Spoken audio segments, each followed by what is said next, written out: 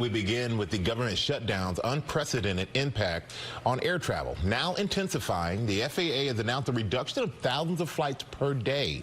That's a look at the 40 airports that will see those flight reductions. We're going to have a reaction from some of the airlines to the cuts. But first, senior political correspondent Rachel Scott is at Reagan National Airport, which is on that list along with so many other major airports. Good morning, Rachel.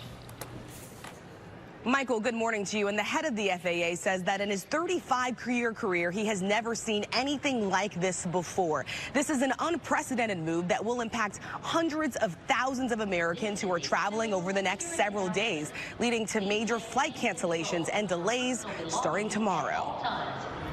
This morning, airports across the country are bracing for even more flight cancellations and delays after the FAA announced it will cut 10% of flights at dozens of major airports. Our sole role is to make sure that we keep this airspace as safe as possible. Experts say airlines would be forced to cancel thousands of flights nationwide in the coming days.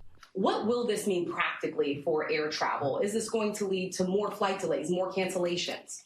Well, I think it's going to lead to more cancellations. We're going to work with the airlines to do this in a systematic way.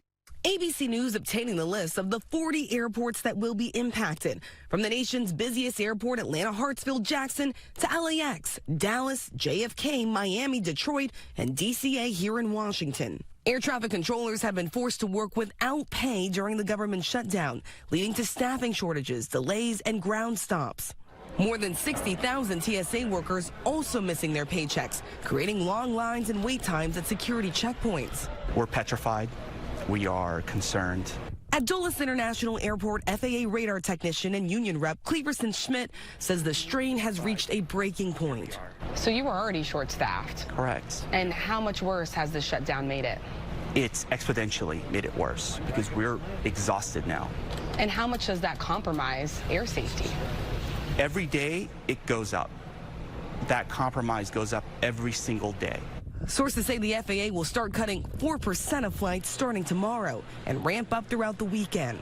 The CEO of Frontier Airlines now encouraging passengers to buy backup tickets on separate airlines if you're flying in the next 10 days. Experts warning of massive headaches for travelers. This is going to be an unimaginable, unprecedented, unwelcome, unpleasant level of chaos. If you don't have to fly starting on Friday, please don't. Stay home.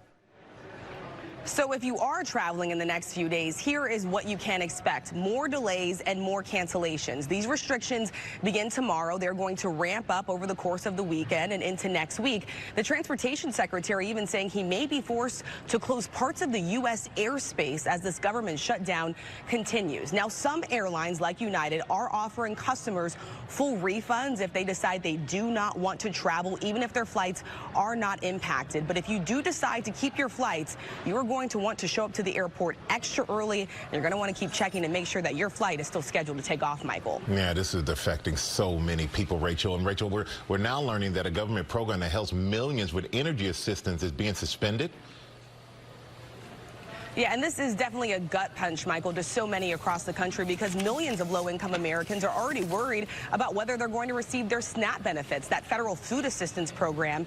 And now the Trump administration announcing that it is halting funding due to the government shutdown for an energy program that helps low-income Americans, about 6 million of them, pay their heating bills. Of course, this comes as we are approaching winter and the colder months, and as this shutdown drags into day 37, Michael. All right, Rachel, thank you all, as always, for your great reporting. I appreciate you. Robin? Okay,